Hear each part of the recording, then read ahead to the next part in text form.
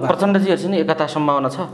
आउनुस् न, गणतन्त्रको राष्ट्रपति भन्दा हिजो राजतन्त्रको राजा राम्रो देख्न थाल्नु भएको छ। दृष्टिकोणमा परेको भ्रम हो उहाँहरूको। वामपन्थी पार्टी भन्ने, कम्युनिस्ट पार्टी भन्ने, अनि कम्युनिस्ट पार्टीलाई धारे हात लाउने, अनि कम्युनिस्ट पार्टीकै सदस्य चाहिँ अर्को पार्टीका मान्छेलाई प्रधानमन्त्री बनाउँछु भन्दै हस्ताक्षर गर्दै हिँड्ने सुहाउँछ यो।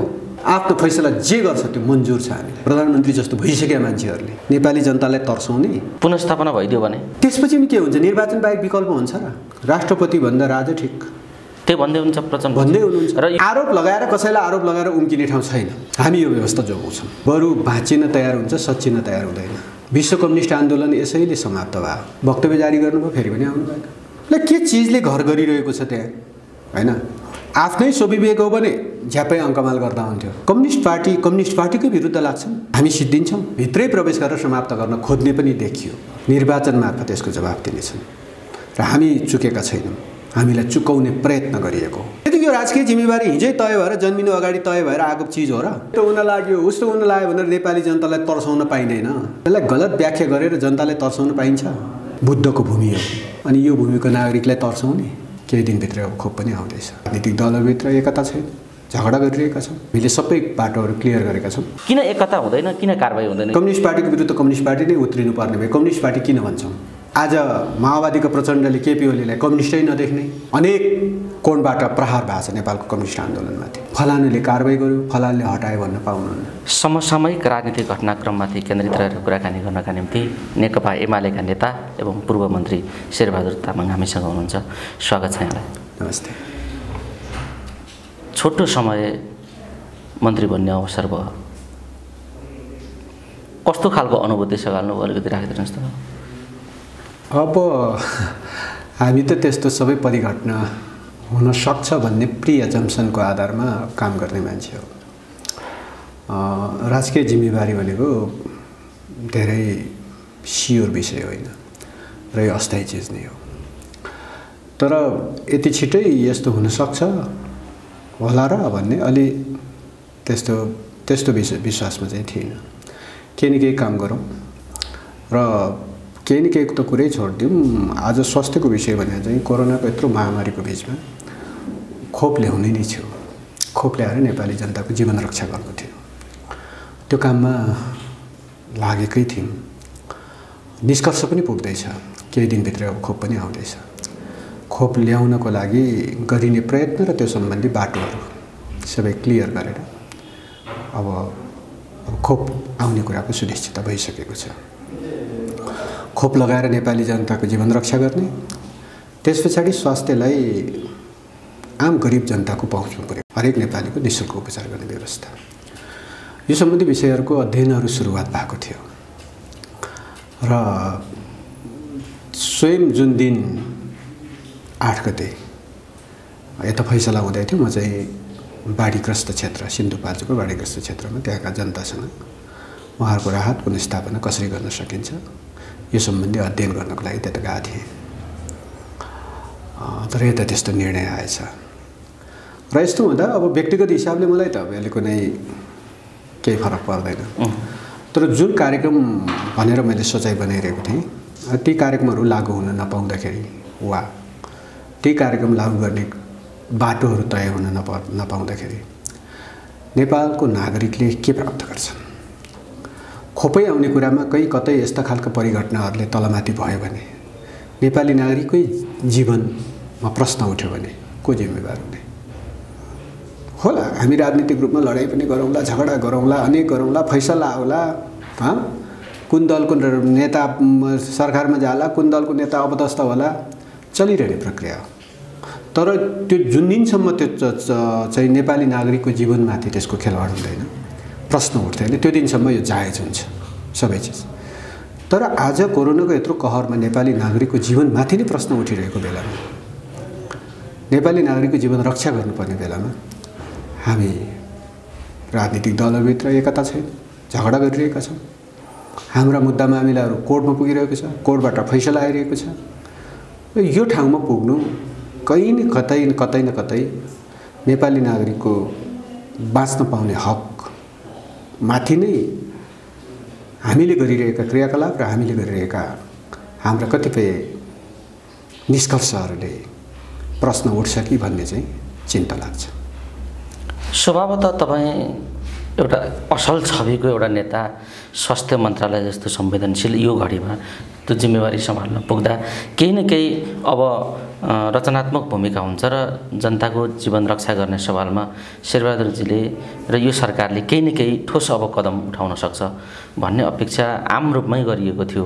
त्यो अवसर प्राप्त गर्नु भएन, त्यसका बावजुद पनि तपाईँ आत्मविश्वासका साथ खोप आउने वातावरण मैले बनाएको छु भन्ने कुरा जो राखिराख्नु भएको छ त्यसको अलिकति आधार बताइदिनुहोस् त। हामीले एकदमै अब केही दिनभित्रै खोप आउन थाल्नेछन्, नेपाली जनताले खोप लगाउन सुरु हुनेछ, यसमा एकदम विश्वस्त छु। अब हो यस्तै राजनीतिक परिघटनाको कारणले कहिलेकाहीँ कार्यकारी जिम्मेवारी प्राप्त गर्ने मान्छेले कार्यकारी डिसिजन गर्नुपर्ने बेलामा त्यस्तो व्यक्तिको अभावको कारणले केही अप्ठ्यारो भयो भने त्यसैले त म भन्छु कोही न कोही त जिम्मेवार हुनु पर्यो। अरू कोही जिम्मेवार नभए कमसेकम नैतिक जिम्मेवार त म लिन्छु भनेर मैले भनेको छु। त्यसैले तर पनि हामीले सबै बाटोहरू क्लियर गरेका छौँ र खोप अब एकदम पसलमा गएर बिस्कुट किन्ने जस्तो कमोडिटी होइन। अहिले जुन देशले खोप उत्पादन गर्छ त्यो देशको सरकारको कन्ट्रोलमा छ र त्यसपछि खोप पनि केही सीमित कम्पनीहरूले मात्र उत्पादन गर्ने गरेको छ र जुन देशमा खोप उत्पादन हुन्छ त्यो देशको नागरिकलाई समेत 100% खोप लगाउन सकिरहेको अवस्था छैन। त्यसो हुँदा खोप प्राप्ति भन्ने चाहिँ निकै जटिल विषय हो। तर यद्यपि हामी हाम्रो सम्मानित राष्ट्रपतिज्यू, त्यस पछाडि सम्मानित प्रधानमन्त्री, अब मन्त्रालयका पदाधिकारी साथीहरू सबै हामी एकदम र जति पनि नेपाललाई हित चाहने विदेशमा बस्ने साथीहरू समेत सबैले र हाम्रा कूटनीतिक च्यानलहरू सबैको उत्तिकै परिचालन भयो र जसको परिणाम हामी खोप ल्याउनको लागि कतिपय कुराहरू हामीले जुन देशबाट खोप आउने हो ती सबै कुराहरूमा हामीले प्रयत्न भएको छ। त्यो प्रयत्नले सार्थकता पाउँछ। ठिक छ, तपाईँलाई यो प्रसङ्ग यहीँ रोकेर तपाईँको मन्त्री भएको छोटो अवधि 17-18 दिनको अवधिलाई मैले कसरी धेरै व्यापक अपेक्षाका साथ कसरी यहाँ समीक्षामा तपाईँलाई म प्रस्तुत गरौँ मलाई पनि असहज महसुस भइराखेको छ। तर त्यति अवधिमा 1 हप्ता 2 हप्ताको एक्सर्साइजमा पनि जे कन्फिडेन्ट तपाईँले दिनुभएको छ यो नेपाली जनताका निम्ति र राष्ट्रका निम्ति महत्त्वपूर्ण छ शेरबहादुरजी। यसका लागि म तपाईँलाई धन्यवाद दिन चाहन्छु र म तपाईँलाई थोरै यो अहिलेको गतिरोधमा डोर्याउन चाहन्छु। जस्तो आफ्नो पार्टीलाई एक गर्न नसक्ने स्थिति तयार भएको छ,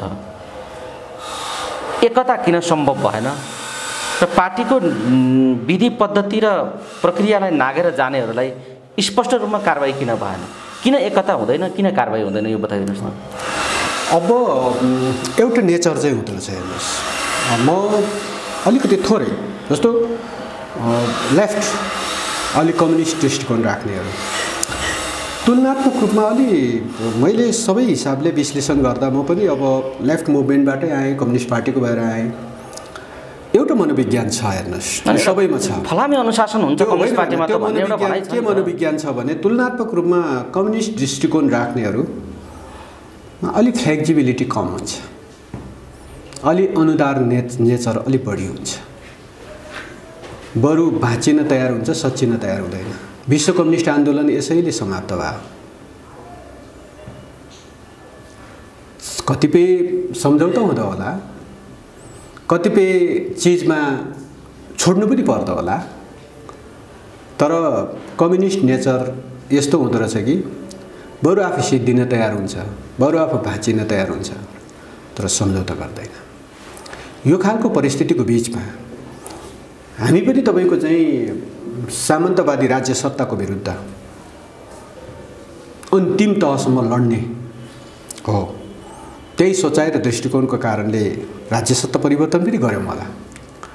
तर समाज निर्माणका चाहिँ समाजका चाहिँ विकास क्रमका कैयौँ विविध आयामहरूमा कतिपय चिजहरूमा हामीले थोरै सम्झौता गरेर पनि जानुपर्ने स्थिति बन्द होला।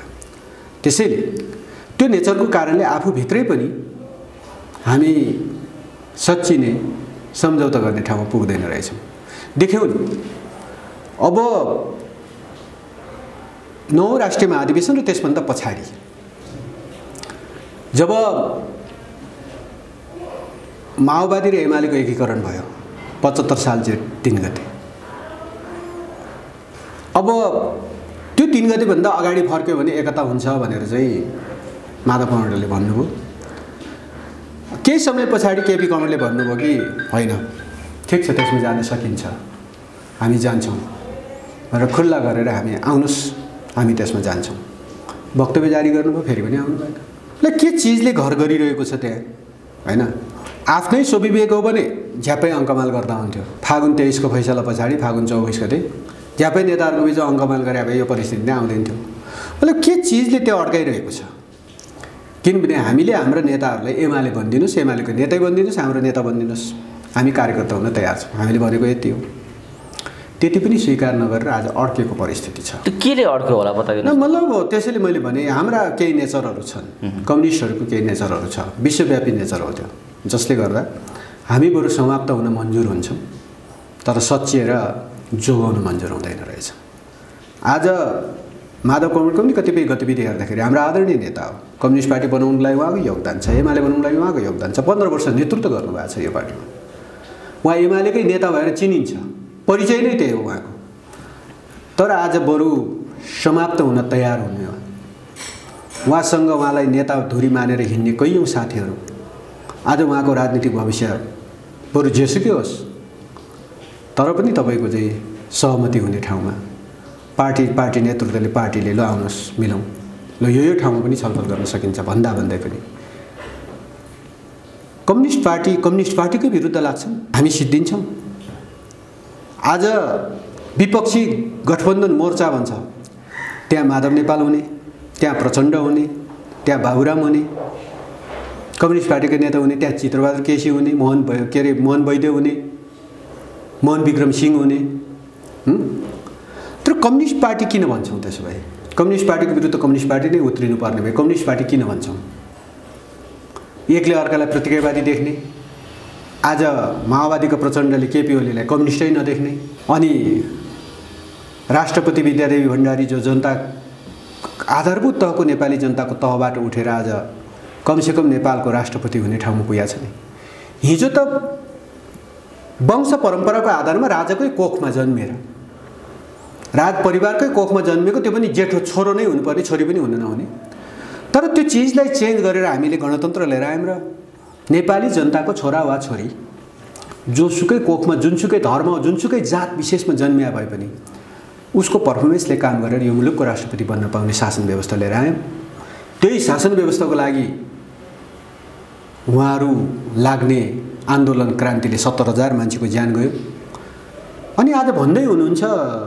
राष्ट्रपति भन्दा राजा ठिक त्यही भन्दै हुनुहुन्छ प्रचण्ड भन्दै हुनुहुन्छ र यो व्यवस्था जो राष्ट्रपति अहिलेको प्रणाली छ जो गणतन्त्र छ यही कुरालाई सिद्ध्याउन लाग्नुभयो ओलीजी भन्ने आरोप छ फेरि उहाँहरूको त्यसैले अब यसको रक्षा गर्न यो संविधानको र प्रणालीको रक्षा गर्न हामीले आन्दोलन गर्नु पर्यो यो हाम्रो मोर्चा चाहिँ दीर्घकालीन मोर्चा हो उहाँहरू त्यो भन्दै हुनुहुन्छ कुनै पनि चिज होइन यो संविधान र यो संविधानले निर्दिष्ट गरेको बाटोहरू कोही कसैले भत्काएर भत्किन्छु कसैले समाप्त गरेर समाप्त हुने ठाउँमा छैन हामी यो जोगाउँछौँ यो नेपाली जनताको रगत पसिनाबाट चाहिँ आएको व्यवस्था हो तर प्रचण्डजी त राजा ठिक भन्दै हुनुहुन्छ अहिले यो व्यवस्था जोगिन्छ आरोप लगाएर कसैलाई आरोप लगाएर उम्किने ठाउँ छैन हामी यो व्यवस्था जोगाउँछौँ सिंगै यो व्यवस्था जसरी राष्ट्रपतिमाथि अहिले प्रहार केन्द्रित गर्नुभयो प्रचण्डजीले र फरक विपक्षी मोर्चाले जे गरेको छ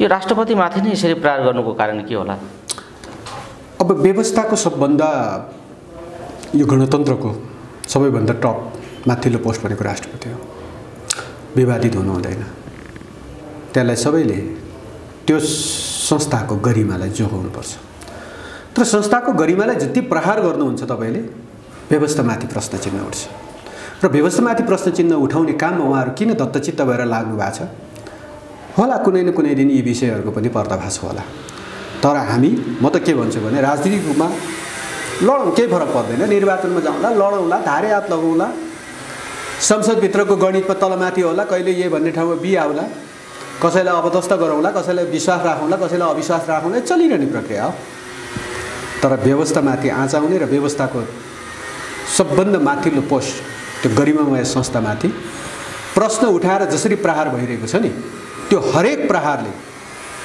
सङ्घीय लोकतान्त्रिक गणतन्त्रमाथि प्रश्न चिन्ह उठ्छ त्यसैले यो प्रश्न चिन्ह उठ्ने काममा किन लागिरहेका छन् कुनै न कुनै दिन पर्दा त उग्रिहाल्छ नेपाली जनताले त्यसमा पनि वामपन्थी जनमतले पुग नपुग 2/3 बहुमत सरकार बहुमतको मत दियो नेकपा त्यस तत्कालीन नेकपालाई अहिलेको नेकपा एमालेलाई। तर त्यो 2/3 खुम्चिँदै 5 जना मन्त्री हुनेसम्मको स्थिति आयो। यसमा समीक्षा गर्नु पर्दैन तपाईहरुले? हामी पुरै समीक्षामै छौँ। 5 जनामा हुन्छौँ कि 10 जनामा हुन्छ कि बहुमतमा हुन्छौँ कि 2/3 हुन्छौँ। त्यसैले त जाँचौँ, जनताको बिचमा जाउँ। त्यसैले त निर्वाचनको कुरा गरे हामीले। निर्वाचनमा जान डराइराख्नु भएको छ साथीहरू। जनताले हामीले जुन स्थानमा राखिदिन्छ त्यो स्थान स्वीकार गर्छौँ हामी। सरकार विरुद्ध अन्य दलहरू एक ठाउँमा आएर इभन एमाले भित्रका माधव झलनाथ समूह पनि सामेल भएर जुन मोर्चा बनेर अहिले सरकारको विरुद्ध आन्दोलन नै गर्ने भन्ने कुरा चलिराखेको छ। कोभिडको यस्तो महामारी छ, त्यसको आम रूपमा विरोध त भएकै छ, तैपनि उहाँहरू आन्दोलन गर्ने पक्षमा उभिनु भएको छ सरकार विरुद्ध। त यस्तो बेला अब ओलीजीले कसरी सामना गर्नुहुन्छ? यो सरकारले कसरी त्यसको डिफेन्स गरेर अगाडि जान्छ? सर्वोच्चको फैसला पनि अर्को प्रश्न छँदैछ, बताइए। ठिक छ, यसमा चाहिँ अब माधव झलनाथ समूह भनेर तपाईँले जुन भन्नुभयो अब त्यो समूह होइन। किनभने जति बेला झलनाथ कमरेड अहिले उपचारमै हुनुहुन्छ, विदेशमा हुनुहुन्छ, उपचारभन्दा अगाडि नेपालमै उपचाररत बेलामा मेरो पनि कुरा भएको थियो। उहाँले पार्टी मिलाउने कुरा गर्नुभएको छ। पार्टी मिलाउनुहोस् पनि भन्नुभएको छ। तपाईँहरू युवाहरू लाग्नुहोस्, पार्टी मिलाउनुहोस् भन्नुभएको छ। त्यसको 2 दिन पछाडि उहाँले आफ्नो आधिकारिक वक्तव्य जारी गर्नुभयो। त्यो आधिकारिक वक्तव्यको विरुद्ध अरू कतिपय मान्छेहरूले ट्विस्ट गर्ने प्रयत्न पनि गर्नुभयो। त्यसैले झलनाथ कमरेड आज पार्टी एकताको पक्षमा उभिरहनु भएको छ। त्यसले जहाँसम्म कमरेड माधव नेपाल हुनुहुन्छ, उहाँ हाम्रा नेता हो। उहाँले अब बुझ्नुपर्छ हो अनेक कोणबाट प्रहार भएको छ नेपालको कम्युनिस्ट आन्दोलनमाथि, र त्यो चिजलाई बुझ्ने हो भने उहाँ तुरुन्तै एमालेको नेता बन्नुहुन्छ। नबुझ्ने हो भने त जे छ तपाईँले अघि नै भन्नुभयो जस्तै विधान, दल सम्बन्धी कानुन, अहिलेको चाहिँ संविधानको कतिपय प्रावधानहरू, यी सबै चिजहरूबाट हामी अगाडि बढ्छौँ र अब कानुन अनुसार हुने कुरामा फलानुले कारबाही गर्यो, फलानुले हटायो भन्न पाउनुहुन्न। यी समग्र प्रक्रियाहरू जे गतिरोधहरू पैदा भएका छन्, यो काहीँ न काहीँ आफ्नै पार्टी आफैले एकता गरेका शक्तिहरूको बिचको बेमेल र टक्रावबाट यो सिर्जना भएको हो। ठ्याक्कै नेकपा एमालेले अहिलेको सत्तासीन एमालेले समीक्षा गरेको अहिलेको समीक्षा के हो बताइदिनुहोस् त? जनताले बुझ्ने गरी भनिदिनुहोस् त, के समीक्षा गर्नुभयो तपाईँहरूले? कहाँ चुको सरकार, कहाँ चुके दलहरू, यो कहाँ बिग्रियो समझदारीको स्थिति? हामी नेकपा एमाले सम्माननीय प्रधानमन्त्री पार्टी अध्यक्ष केपी शर्मा ओलीको नेतृत्वमा रहेको एमाले प्रहार केन्द्रित भएको छ यसको विरुद्ध। जसरी पनि यसलाई समाप्त गर्ने।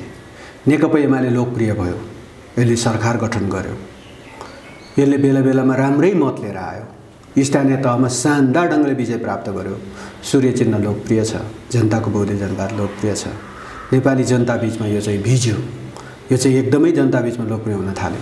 त्यसैले यसलाई समाप्त गर्नको लागि सबै लागेकै छन् र बाहिरबाट समाप्त गर्न नसके पछाडि भित्रै प्रवेश गरेर समाप्त गर्न खोज्ने पनि देखियो। त्यसैले हामी चाहिँ के विश्वासमा छौँ भने नेपाली जनताले सबै परिघटनाको मूल्याङ्कन गरेर बसेका छन् र निर्वाचन मार्फत यसको जवाब दिनेछन् र हामी चुकेका छैनौँ। हामीलाई चुकाउने प्रयत्न गरिएको हो। हामीले बिगारेका छैनौँ, तर हामीले बिगारियो भनेर आरोप लगाइएको छ र हामी जनताको कसीमा जाँचिन तयार छौँ र हामीले गरेका सबै क्रियाकलापहरू ठिक छ, हामीले गरेका क्रियाकलापहरू जनविरोधी भए, हामीले गरेका कामहरू उहाँहरूले आरोप लाए जस्तै भएको हो भने भोलि जनताले हामीलाई अस्वीकार गर्लान् नि। जनताले अस्वीकार गरे पछाडि हामीले त्यो कुरा स्वीकार गर्न तयार छौँ, तर उहाँहरूले आरोप लागेको जस्तो छैन। तर तपाईँले एउटा आत्मविश्वासका साथ भन्नुभएको थियो माधवजी अब पार्टीमै आउनुहुन्छ, यो धेरै दिन बाहिर विपक्षी मोर्चामा बस्नुहुन्न, उहाँ चाहिँ पार्टीमा फर्किनुहुन्छ भन्ने तपाईँले जे आत्मविश्वासका साथ त्यो भन्नुभएको थियो, यसको बताउनुहोस् त कसरी आउनुहुन्छ? यो सँगै छैन। किनभने कसरी फकाउँछ एमाले अब माधवजीलाई? पहिचान भन्नेको चिज चाहिँ त्यस्तो चिज हो कि त्यो पहिचान गुमाउन चाहँदैन मान्छेले।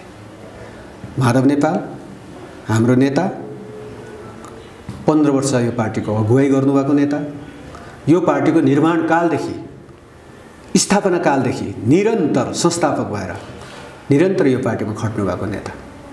परिचय उहाँको नेकपा एमाले नै हो। उहाँले नेकपा एमालेको नेता भनेर चिन्छन्। त्यसैले पनि उहाँ अहिले पनि उहाँलाई अर्को कुनै पार्टीको नेता हुँ म भन्नुहुन्छ र उहाँ म एमालेकै नेता हुँ भन्नुहुन्छ नि उहाँले, होइन र? यत्रो विग्रह भइरहेको छ, हामी बिच असमझदारीहरू छन्, सबै छन्, तर पनि उहाँ अहिले पनि म नेकपा एमालेकै नेता हुँ भन्नुहुन्छ नि। त्यसको औचित्य छ त? त्यसो भन्नुको औचित्य छ। त्यसैले त उहाँको परिचय गुमाउन चाहनुहुन्न के उहाँ?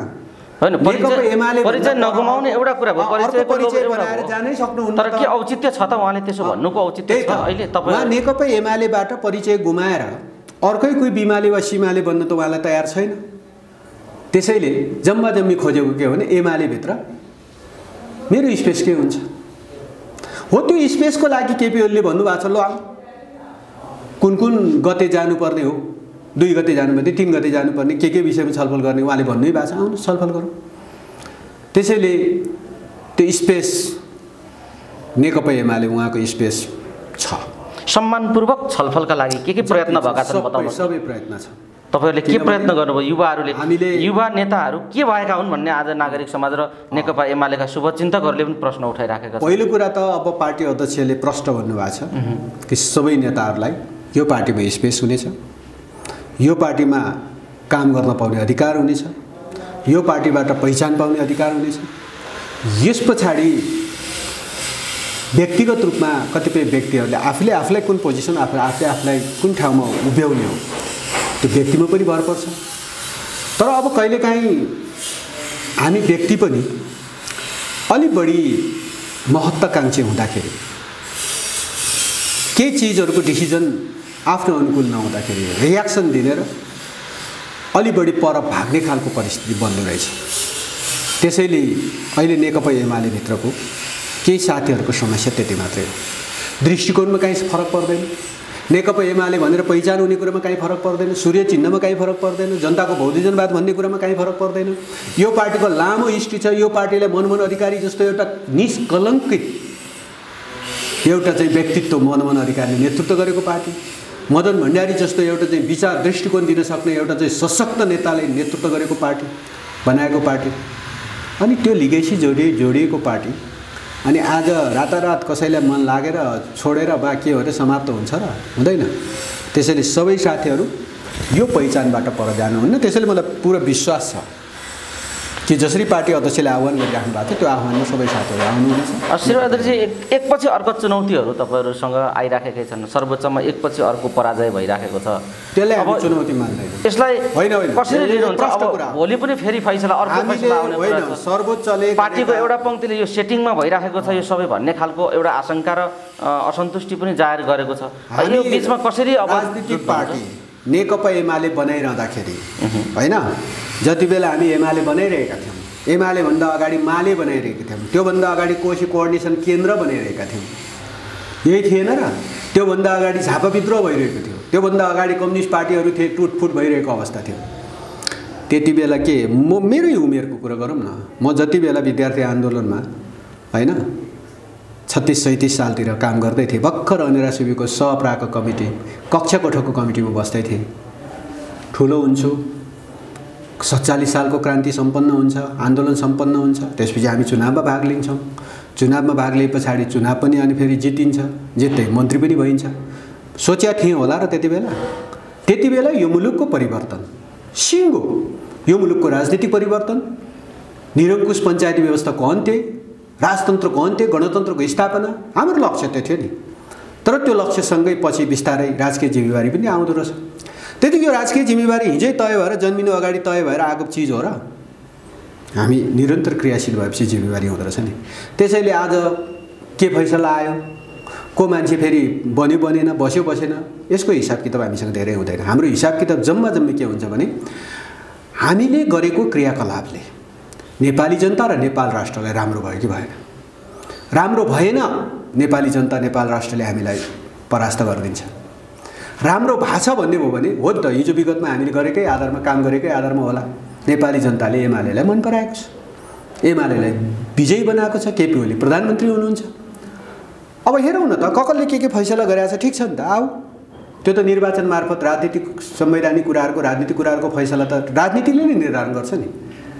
त्यो त निर्वाचन मार्फत जनताले त अभिव्यक्ति दिन्छन्। त्यही अनुसार त्यो कुरामा हामी प्रष्ट छौँ। पुनर्स्थापना भइदियो भने त्यसपछि नि के हुन्छ? निर्वाचन बाहेक विकल्प हुन्छ र? भयो, केही फरक परेन। लिएर आउनुहोस्, बहुमत पुर्याएर हामी सरकारमै बसिरहनुपर्छ भन्ने हामीले जरुरी छैन। हामी जहाँ उभिन्छौँ त्यहाँ नेपाली जनताको पक्षमा काम गर्छौँ, नेपाल राष्ट्रको पक्षमा काम गर्छौँ। प्रधानमन्त्री हुँदा वा नहुँदा, मन्त्री हुँदा वा नहुँदा हामीलाई कुनै फरक पर्दैन। हामी मुलुकको पक्षमा काम गर्छौँ। हामी कुराकानीको अन्तिम चरणमा छौँ। जाँदा जाँदै यी गतिरोध र अप्ठ्याराहरूभित्र एमाले अप्ठ्यारो सजिलो कसरी समीक्षा गर्दै हुनुहुन्छ? जुन खालको परिस्थितिभित्र आज मुलुक छ, यसमा सरकारले कूटनीतिक सम्बन्ध पनि बिगारो, दुईटै छिमेकीसँग सम्बन्ध बिगारो ओली सरकारले भन्ने खालका टिका टिप्पणीहरू पनि यिनै राजनीतिक दलका पूर्व प्रधानमन्त्री भएकाहरू वैदेशिक हस्तक्षेप भयो भन्ने विज्ञप्ति जारी गरिराखेका छन्। कूटनीतिक सम्बन्ध बिग्रियो भनिराखेका छन्। एकजना पूर्व प्रधानमन्त्री अब यो चाहिँ हिमाली क्षेत्रमा युद्धको चाहिँ धुवा मडारियो, मैले चाहिँ खतराको घन्टी बजाएँ भनिराखेका छन्। त यस्तो बेला ओलीजीको कूटनीतिक र राजनीतिक भूमिका अहिले कस्तो खालको छ र जाँदा जाँदै आम दर्शक श्रोतालाई के भन्न चाहनुहुन्छ? अब हुँदै नभएको चिज, हाम्रा दुई छिमेकी मित्र राष्ट्रहरू नेपालप्रति अत्यन्त सद्भाव राख्छ, माया गर्छ, नेपाल राम्रो होस् भन्ने चाहन्छ। यो कुरामा हामी दृढ छौँ, हामी प्रष्ट पनि छौँ। तर अनावश्यक ढङ्गले यस्तो हुन लाग्यो उस्तो हुन लाग्यो भनेर नेपाली जनतालाई तर्साउन पाइँदैन। राष्ट्रको प्रमुख जिम्मेवारीमा बसिसकेका मान्छेहरूले, प्रधानमन्त्री जस्तो भइसकेका मान्छेहरूले नेपाली जनतालाई तर्साउने, आजको युगमा कुन मुलुक आएर नेपालमा हतियार बोकेर लडाइँ लडेर नेपाललाई कब्जा गर्न को आउँछ? सम्भवै नभएको विषयमा। अनि हाम्रो चाहिँ दुई छिमेकी राष्ट्रहरूसँग, दुई छिमेकी राष्ट्र मात्र होइन, हाम्रो अरू पनि धेरै मित्र राष्ट्रहरूसँग हाम्रो सम्बन्ध छ, राम्रो सम्बन्ध छ र सरकारको सम्बन्ध, देशको सम्बन्ध राम्रो छ। त्यसलाई गलत व्याख्या गरेर जनताले तर्साउन पाइन्छ? कहाँनिर लडाइँ हुन लाग्यो?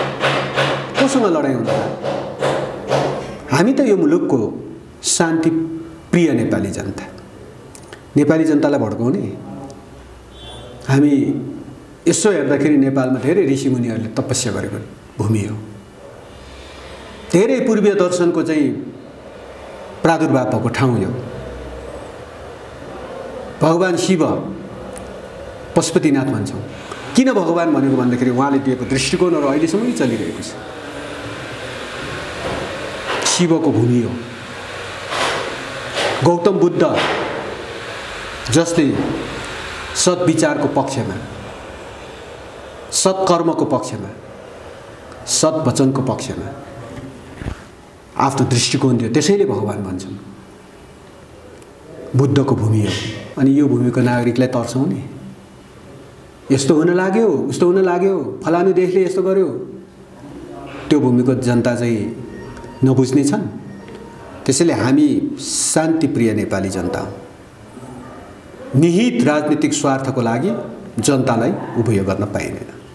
जनताको जीवन रक्षा गर्नुपर्दछ, नेपाल राष्ट्रको सार्वभौमसत्ताको रक्षा गर्नुपर्दछ। यो काममा नेकपा एमाले वर्तमान सरकार दृढ छ। कसैले आरोप लगाएर वा नलगाएर हामीलाई कुनै फरक पर्दैन। हामी प्रष्ट छौँ। नेपाली जनता यति महान छन् कि नेपाली जनताले भोलि आफ्नो फैसला गर्नेछ। आफ्नो फैसला जे गर्छ त्यो मन्जुर छ हामीलाई। तर कसैले आज भन्दैमा सडकमा प्लेकार्ड बोकेर नारा लाउँदैमा एमाले सिद्धिन्छ? एमाले सिद्ध्याउनु त प्रयत्न गर्यो नि त। एमाले भित्रै प्रवेश गरेर एमालेलाई चाहिँ भित्रैबाट ठोक्ने प्रयत्न त गर्यो नि, तर सिद्धियो? हामी सिद्धिँदैनौँ। ल्याउनुहोस् सबै वामपन्थीहरू नेकपा एमालेभित्र एकताबद्ध हौँ। हामी बृहत वाम एकताको पक्षमा पनि छौँ। वामपन्थी पार्टी भन्ने, कम्युनिस्ट पार्टी भन्ने, अनि कम्युनिस्ट पार्टीलाई धारे हात लाउने, अनि कम्युनिस्ट पार्टीकै सदस्य चाहिँ अर्को पार्टीका मान्छेलाई प्रधानमन्त्री बनाउँछु भन्दै हस्ताक्षर गर्दै हिँड्ने सुहाउँछ यो? यसले हामीलाई कुनै फरक पर्दैन। आउनुहोस् सबैजना आउनुहोस्, वाम एकताको पक्षमा अहिले पनि छौँ हामी। किन अलग हुनु छ? प्रचण्डजीहरूसँग के प्राप्ति हुन्छ भनेर अलग भयो? प्रचण्डजीहरूसँग एकता सम्भावना छ? आउनुहोस् न, मिनिमम कमन कुराहरूमा हामी छलफल हुँदैन र? हिजो एकता भएको अब फेरि एकता हुँदैन भन्ने हुन्छ र? तर केपी ओली भन्दा क्रान्तिकारी भए शेरबहादुर भन्दै हुनुहुन्छ उहाँ। त्यसैले त मैले अघि भने राष्ट्रपति, गणतन्त्रको राष्ट्रपति भन्दा हिजो राजतन्त्रको राजा राम्रो देख्न थाल्नु भएको छ। दृष्टिकोणमा परेको भ्रम हो उहाँहरूको। दृष्टिकोणमा भ्रम पाल्नुभयो भने एकता गाह्रो छ, तर दृष्टिकोण क्लियर गर्नुहोस् त, एकता सम्भव छ। हवस् शेरबहादुरजी, अमूल्य समय दिनुभयो। यो महत्त्वपूर्ण समय र संवादका लागि यहाँलाई धेरै धेरै धन्यवाद छ। धन्यवाद।